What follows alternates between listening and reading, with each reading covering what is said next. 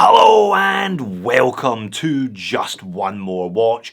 Welcome today to my review of an Italian microbrand that is off to a very, very rocky start in life. The brand is Benkler and the watch is their brand new Rocks Diver. Thank you very much. I'm here all week. It's called the Rocks Diver because apparently it was inspired by the rock stacks on Sicily's east coast, and it has the case back to prove it. Now this one goes live on Kickstarter in a few days' time. There's been a bit of a late flurry of interesting Kickstarter pieces this year. I've got another one coming up at the weekend. It seems that everybody is rushing to get in before December when people inevitably start to look towards Christmas. Now you saw the pop-up.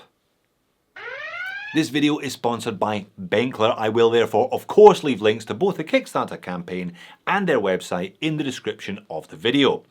So will this watch stand strong against the ocean waves for millennia or quickly crumble into sand? Let's flip the camera and find out. Okay, let's get into it. I should show you that it comes in a large black box, and I should tell you that it comes with a 2-year warranty. Plenty of spare links, by the way. 8-inch wrist plus, no problem at all, but it might be a little bit svelte if you've got that size of wrist, to be honest. Now, this watch is a prototype. I've been sent watches in all conditions over the years. This one had a hard time before it arrived in Sydney. So if you want to know what your Benkler would look like after 6 months of use, watch on. So what are we dealing with here? Well, it's a colourful skin diver style watch with a lovely fume dial on a super comfy beads of rice bracelet. We're certainly not reinventing the wheel here, by the way. There isn't anything I haven't seen in the past, admittedly spread over 3 or 4 different watches though. And I do have one rather pointed complaint for later, what I think is a poor component choice that lets the rest of the watch down. But regardless of that, this one I suspect will rather live or die on that dial. I think it looks great in this turquoise green colour, and I like the unusual logo, hands and indices combination. I think the nicest part about this one though is the combined light play from the ceramic bezel insert and the sapphire crystal. They're both really nicely integrated with each other and really nicely integrated into the watch. You can see here when I move the watch around, the 2 different textures, the 2 different components, the 2 different elements of the watch are almost seamless. So Skin Diver looks then, and Skin Diver dimensions. 39.3mm in diameter, 12.3mm thick thanks to a Miyota 9015, 46mm lug to lug on the nose, also nice and compact. Standard 20mm lug width. The bracelet, by the way, tapers to 18 back up to 20 at the clasp, and sized up for me 138 grams. Yeah, maybe a little heavier than I would have been anticipated, although I might be tempted to add another link when the summer weather properly kicks in, pushing it to about 142 grams. And you can see what I mean from all the scratches over the side of the case. This one's had a hard life up until this point. Horizontal brush side case, longitudinally brush upper lug surfaces with a nice high polish chamfer moving out from the point that the bezel meets the case of the lug tip, and then another one on the lug tip itself. You can see how slim that coin edge bezel is, can't you? That also helps the watch stay under 12.5. It's a 5.6mm screw down unguarded crown with a brand logo etched into it. It actually looks quite small, but it does the job well enough. Bracelet is a beads of rice. I haven't seen one of these in a while actually, but they're always a welcome change from oyster style or jubilee style. At least in part because they always have female end links. Now the 2 outer links have a nice satin brush finish, the 5 inner links are high polish, as is the standard. Just enough flex to keep it all comfortable, but not too rattly. Only push pins though, and then we get to the clasp. You've seen plenty of these before, I'm sure. Pushers on a fold over which have double branding, 3 holes of micro adjust, pressed upper, milled lower. Perhaps you've guessed I'm not done with this clasp. We will see it in detention a little later on. And that is the aforementioned Rocks Stack caseback. Again, looking like it has been properly used and abused. What on earth happened to this poor prototype? I would love to know.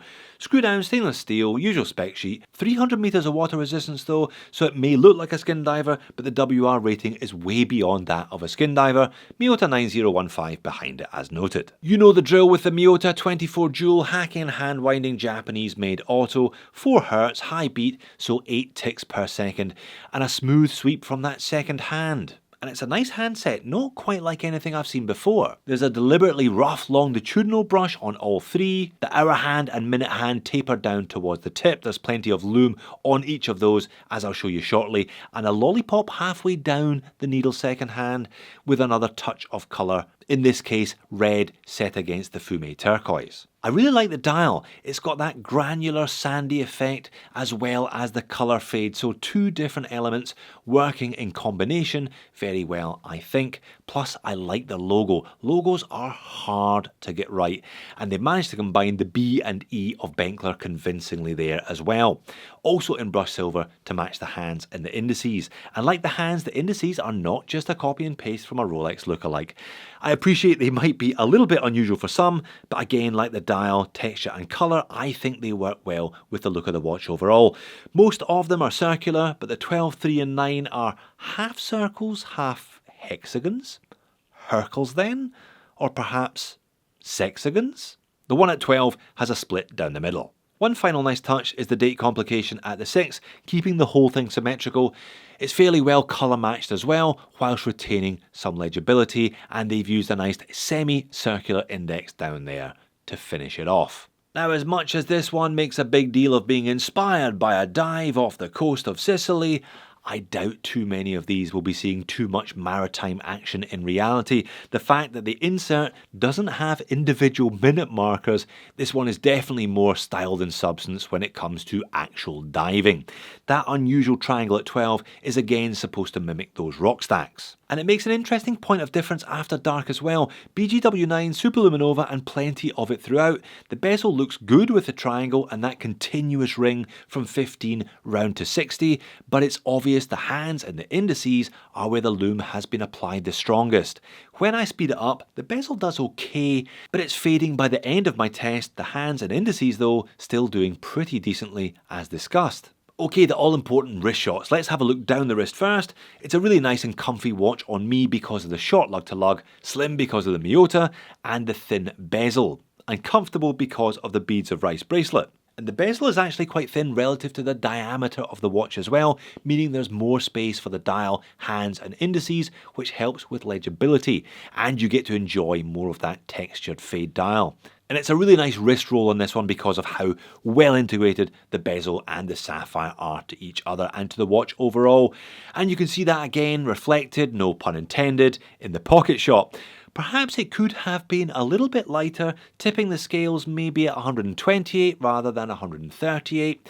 It sounds like I'm nitpicking, but if you are going to make a sub 40, then I think it should be lighter than a traditional diver as well. Perhaps they could have sacrificed a little bit of water resistance to save a little bit of weight. So I guess with that nitpick, I start the moans and niggles section. I haven't discussed price yet, have I?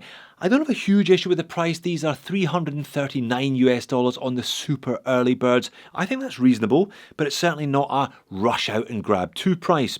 And if you miss the super early birds, well, it begins to look only okay value for money rather than good value for money. The design is nice, if not perhaps groundbreaking. It reminds me of both the Deficiano Marlin and the EMG Nemo, two skin diver style pieces that I reviewed a couple of years ago, both on beads of rice bracelets. But of course, I am reserving the majority of my ire today for that clasp. That is literally a $6 clasp. That is how much I pay for them on AliExpress, without the brand name obviously.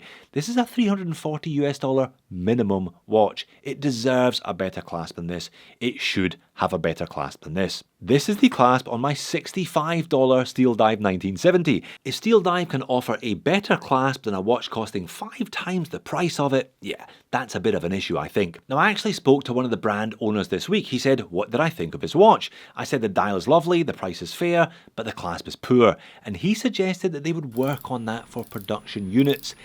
He is hoping that my criticisms, and I would imagine yours in the comment section, might encourage them to move a couple of rungs up the clasp ladder. But for goodness sakes, don't put some huge bulky thing with a diver's extension on it. Just put something slim and appropriate but better quality than this one on it. But overall, considering this is a debut model, I think it does a lot of things well and really doesn't get too much wrong. There are a few colours available as well. The turquoise and particularly the red, I think, are my two favourites. I look forward to seeing how the production units turn out in a few months' time. So there you have it. If there is a hole in your life you've been hoping to fill with a colourful skin diver with a lovely dial, there's a link in the description of the video. I really do hope they decide to upgrade the clasps for production units though. If you don't fancy this one, why not check out the two watches that I referenced earlier in the video, the EMG Nemo or the Deficiano Marlin. Thank you very much for watching this one. I hope to see you all again in the future.